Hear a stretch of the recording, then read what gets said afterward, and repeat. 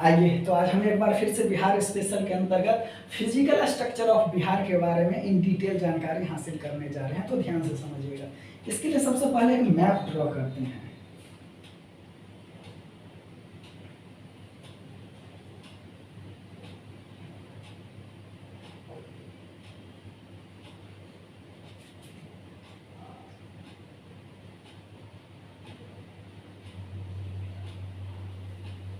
ये है एक बिहार का मोटा मोटी मैप, ठीक। अब ये देखिए, ये जो है ये वाला इलाका फिजिकल स्ट्रक्चर ऑफ बिहार का जब हम बात करते हैं, इसको मुख्य रूप से हम तीन भाग में बांट करके पढ़ते हैं। पहला हिमालय का पर्वत पादीय क्षेत्र, जो कि पश्चिमी चंपारण और पूर्वी चंपारण के क्षेत्र में ये है हिमालय का पर्वत पादीय से, जिसको कि शिवालिक श्रेणी और तराई वाला क्षेत्र में है, वो बांट करके पढ़ते हैं। ये वाला रीजन जो है आपका दक्षिण का सीमांत पठारी भाग, और ये वाला जो रीजन है आपका, ये वाला विशाल मैदान का क्षेत्र। तो इसको हम मुख्य रूप से तीन भाग में बांट के पढ़ेंगे। पहला हिमालय का पर्वत पादीय क्षेत्र, जो कि बिहार के कुल भूमि का 94,163 वर्ग किलोमीटर में जो बिहार का एरिया है उसका 0.06% ये कवर करता है। विशाल मैदान, ये जो है बिहार का विशाल मैदान, यह 94,163 वर्ग किलोमीटर जो बिहार का एरिया है उसका 96.26% या 28% एरिया जो है ये कवर करता है।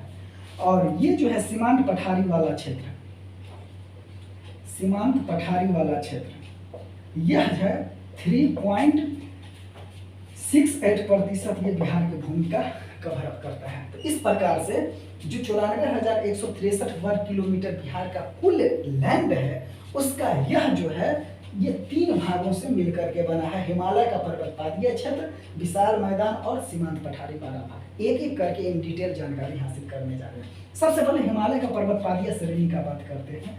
तो इसको हम जो है शिवालिक श्रेणी का जो अवशेषी भाग, या कह सकते हैं शिवालिक श्रेणी का जो दक्षिणी भाग बिहार के उत्तर में फैला है, खासकर उत्तर पश्चिम के इलाका में, पश्चिमी चंपारण पूर्वी चंपारण वाले भाग में फैला है। तो इसको हम डिवीजन करते हैं, तो इसको हम बोलते हैं उत्तर का शिवालिक श्रेणी और तराई क्षेत्र। उत्तर का शिवालिक श्रेणी और तराई क्षेत्र। तो इस प्रकार से उत्तर का शिवालिक श्रेणी और तराई क्षेत्र हिमालय का पर्वत पादीय क्षेत्र के अंतर्गत आएगा, ठीक। अब उत्तर के शिवालिक श्रेणी और तराई वाले क्षेत्र को मुख्य रूप से हम तीन भाग में बांट करके पढ़ने वाले हैं। पहला वाले भाग को बोलते हैं रामनगर दून,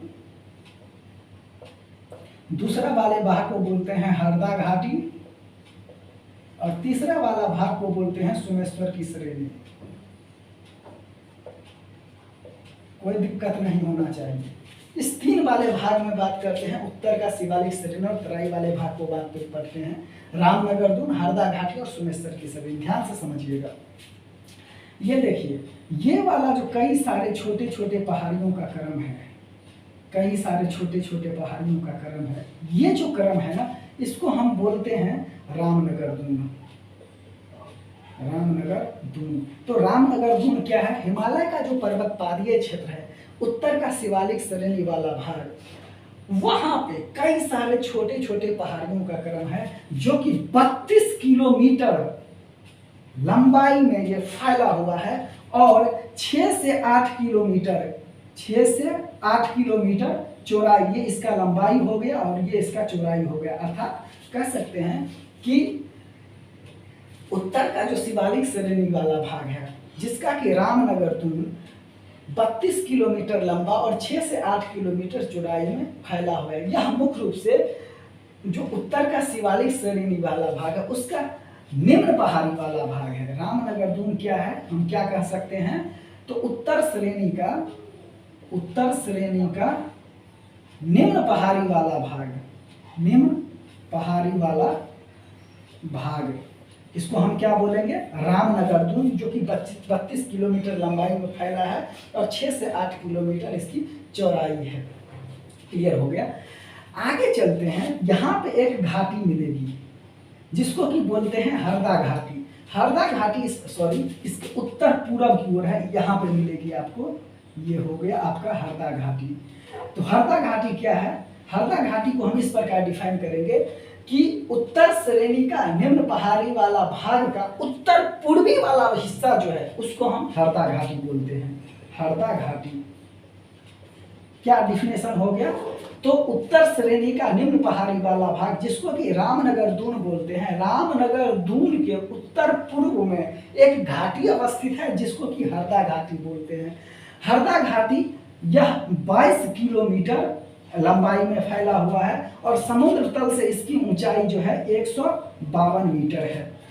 यह जलोढ़ मैदान का हिस्सा है। क्या है? तो जलोढ़ मैदान का हिस्सा है। कौन? तो हरदा घाटी। इस प्रकार से हरदा घाटी जो है वह हिमालय का पर्वत पादीय क्षेत्र में फैला हुआ है। तीसरा भाग आता है सुमेश्वर श्रेणी की। ये जो सुमेश्वर श्रेणी है यहाँ यह पश्चिम में त्रिवेणी नहर से निकलती है। त्रिवेणी नहर से लेकर के पूरब में भिखना ठोरी तक 74 किलोमीटर एरिया में यह क्या है? फैला हुआ है। यह मुख्य रूप से बिहार और नेपाल की सीमा का ये बनाता है। उसके अलावा इसकी चौड़ाई की बात करें तो यह 5 से 6 किलोमीटर चौड़ा है और इसका उत्तर में यह 152 मीटर और दक्षिण में 610 मीटर यह ऊंचाई इसका है। किसका? तो सुमेश्वर श्रेणी का। तो इस प्रकार से सुमेश्वर श्रेणी की बात करें तो सुमेश्वर श्रेणी पश्चिम में त्रिवेणी नहर से लेकर के पूर्व में भिखना ठोरी तक 74 किलोमीटर तक यह फैला हुआ है। यहाँ पे है त्रिवेणी नहर और यहाँ पे है भिखना ठोरी। ठीक, तो त्रिवेणी नहर से लेकर के भिखना ठोरी तक यह 74 किलोमीटर एरिया में फैला हुआ है। बिहार और नेपाल की यह सीमा का निर्धारण करता है। इसकी चौड़ाई 5 से 6 किलोमीटर है। उत्तर में यह 152 मीटर और दक्षिण में 610 मीटर ऊंचा इसका एरिया है। ये ऊंचाई पर अवस्थित है। इसके अलावा यहाँ पे कई सारे दर्रा हैं, जैसे कि यहाँ पे है भिखना ठोरी दर्रा जिससे होकर कि बिहार और नेपाल का जो है सीमा कह सकते हैं, भारत और नेपाल का आना जाना वहां से होता है। उसके अलावा भिखना ठोरी दर्रा हो गया, सुमेश्वर दर्रा हो गया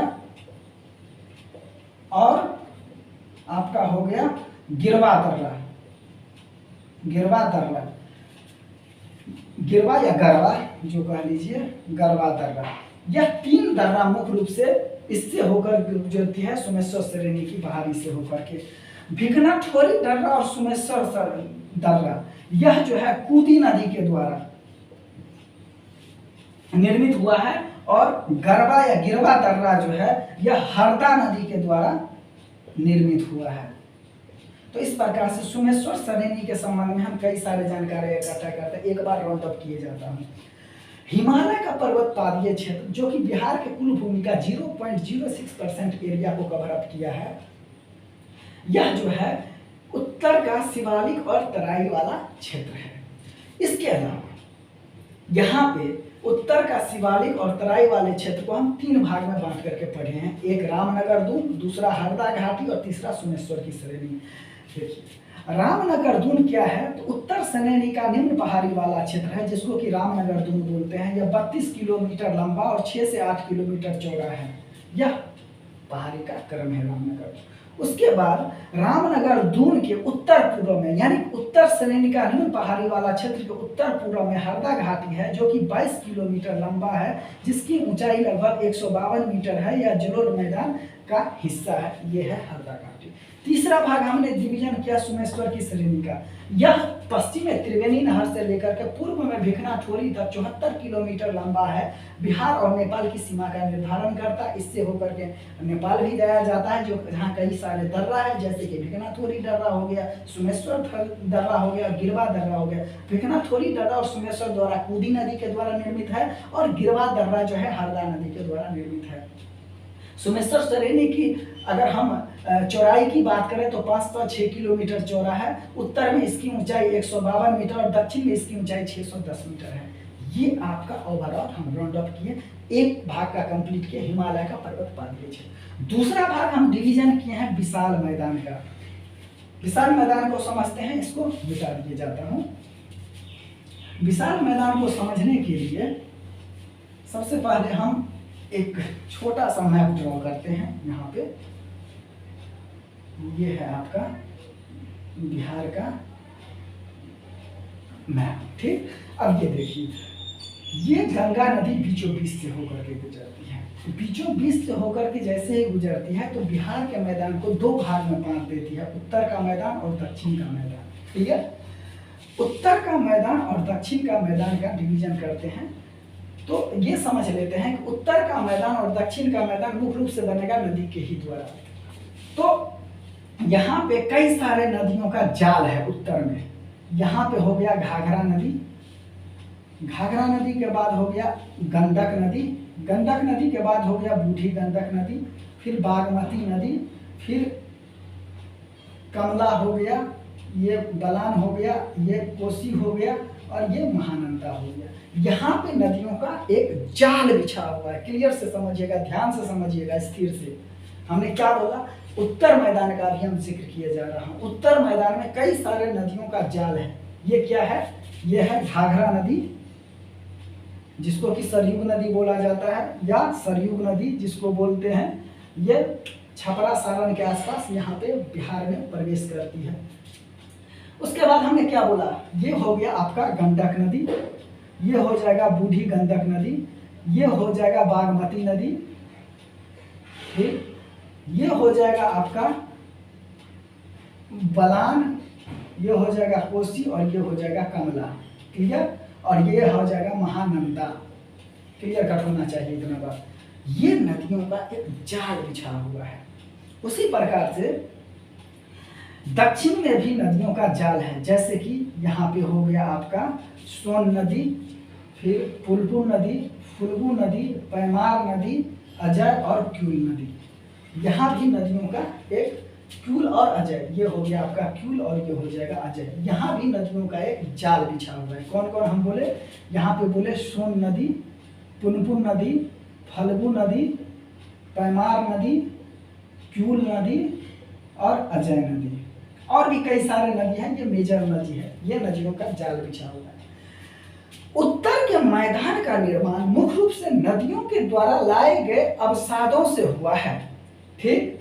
अब ये देखिए, जब मैदान का निर्माण होता है तो दो नदियों के बीच का जो द्वाब वाला क्षेत्र होता है वहां से इसका निर्माण होता है। तो उत्तर का अगर हम बात करें तो यहाँ पे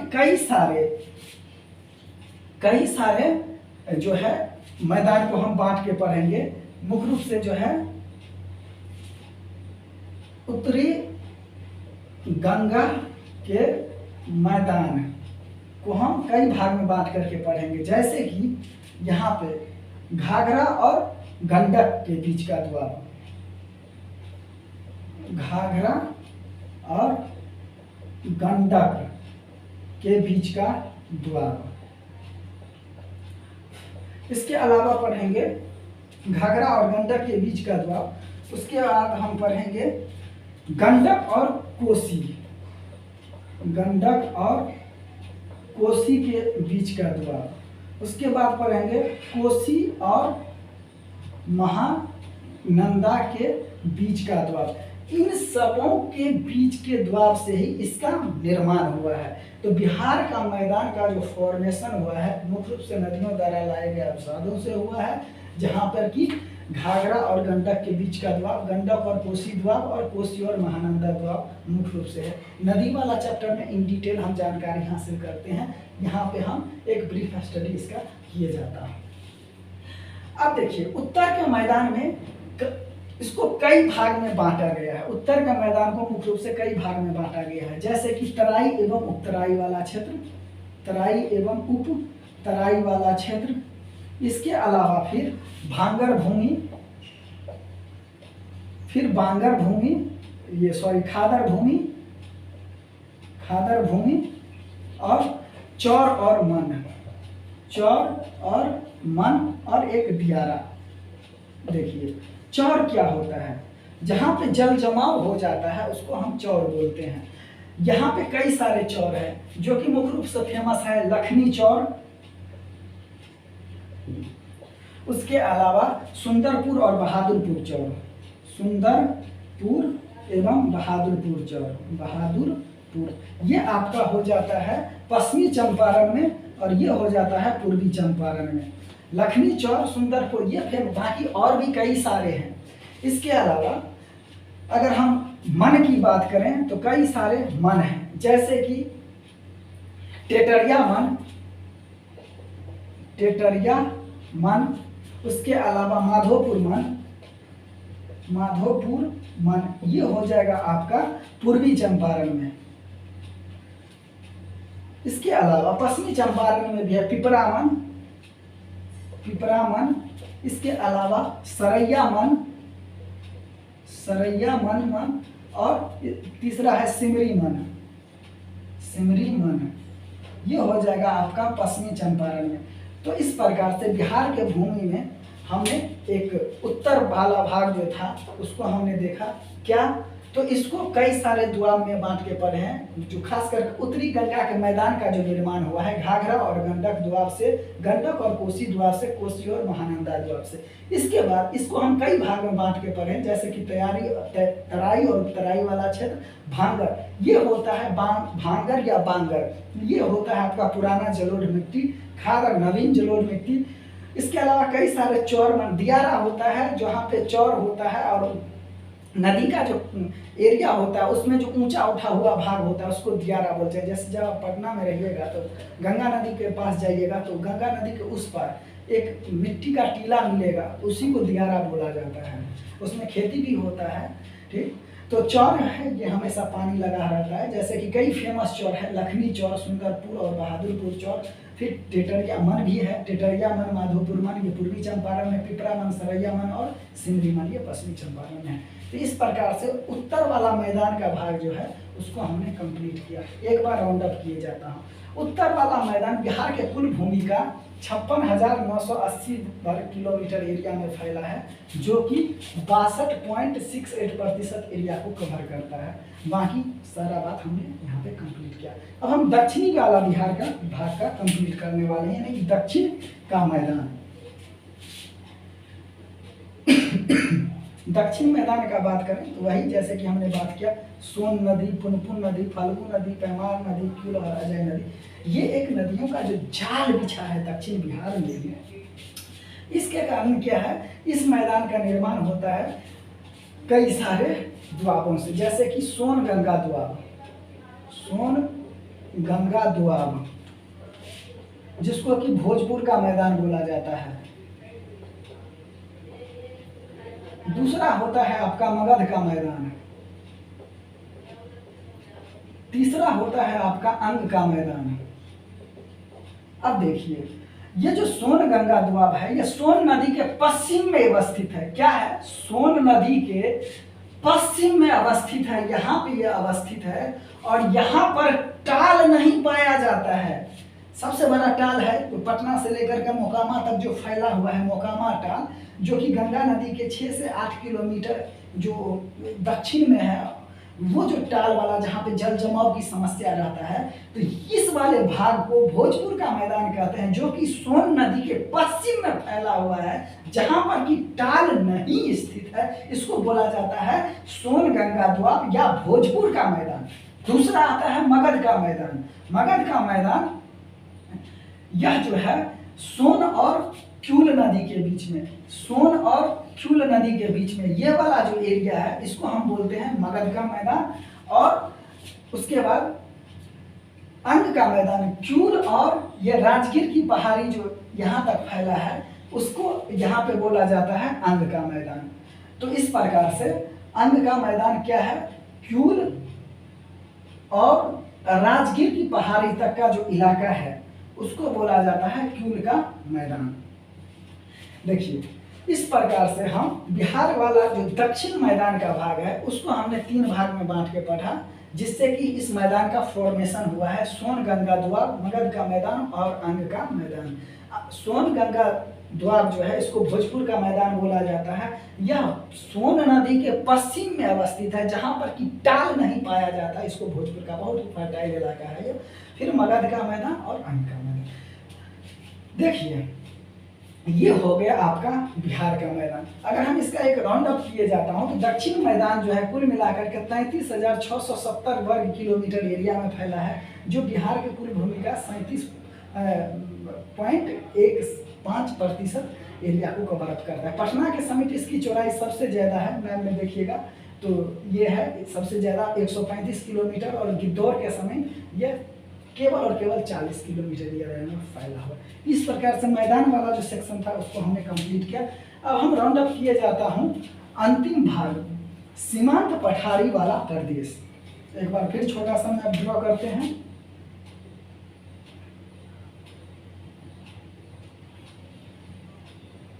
ठीक, अब ये वाला जो रीजन है ना, इसको सवाल यहाँ पे क्या है, कैमूर और यहाँ पे रोहतास है। यहाँ से लेकर के ये जो बांका वाला रीजन है ना, ये है बिहार का सीमांत पठारी वाला भाग।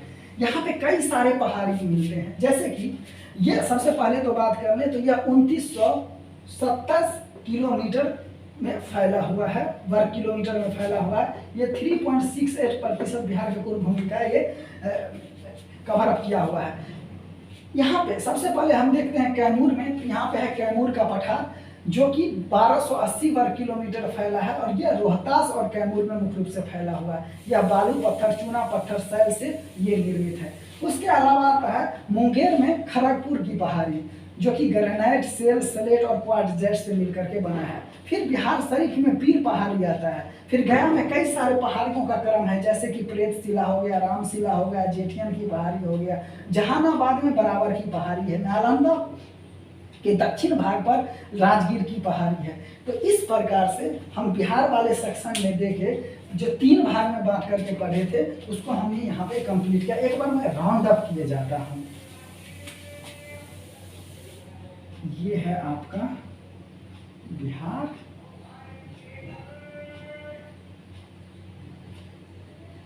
ये इस वाले भाग को हमने हिमालय पर्वत पादी वाला भाग वाला था। यहाँ पे हम 3 भागों में बांट करके पढ़े थे। कौन कौन? सबसे पहले भाग हम पढ़े थे उत्तर श्रेणी का निम्न पहाड़ी भाग, या इसको हमने रामनगर दून बोला था, रामनगर दून। फिर हमने क्या पढ़ा? हरदा घाटी। फिर हमने पढ़ा सोमेश्वर श्रेणी। चलिए हम यहाँ पे विशाल मैदान का भाग पढ़ा, 2 भाग में बांट करके, उत्तर का और दक्षिण का। यहाँ पे कई सारे नदियों का क्रम है, जैसे कि घाघरा नदी, उसके बाद गंडक नदी, बूढ़ी गंडक नदी, बागमती नदी, कमला नदी, बलान, और इसी के सहायक है कोसी नदी, और ये महानंदा नदी। इस तरफ से हमने देखा तो कई नदियों का क्रम है, सोन हो गया, पुनपुन हो गया, फाल्गु हो गया, क्यूल हो गया, पैमार हो गया, अजय हो गया। इन सभी नदियों का हमने एक जिक्र किया था। सीमांत पठारी वाला भाग में हमने देखा कि कई सारे पहाड़ियां हैं, जैसे कि कैमूर की पहाड़ी, कैमूर और रोहतास में फैला हुआ है। खड़गपुर की पहाड़ी यहाँ पे मुंगेर में फैला हुआ है। बिहार शरीफ में पीर पहाड़ी है। फिर गया में प्रेत शिला है, राम शिला है, जेठियन की पहाड़ी है। यहाँ पे गया में प्रेत शिला, रामशिला और जेठियन की पहाड़ी। जहानाबाद में हमने बराबर की पहाड़ी का जिक्र किया। नालंदा के दक्षिणी छोर पर राजगीर की पहाड़ी है। यहाँ पे है नालंदा, यहाँ पे राजगीर की पहाड़ी है। तो इस प्रकार से एक फिजिकल स्ट्रक्चर ऑफ बिहार का एक ब्रीफ स्टडी किए। नेक्स्ट वाले वीडियो में और हम बिहार वाले सीरीज को आगे बढ़ाएंगे। इस वीडियो में इतना ही। बहुत बहुत धन्यवाद।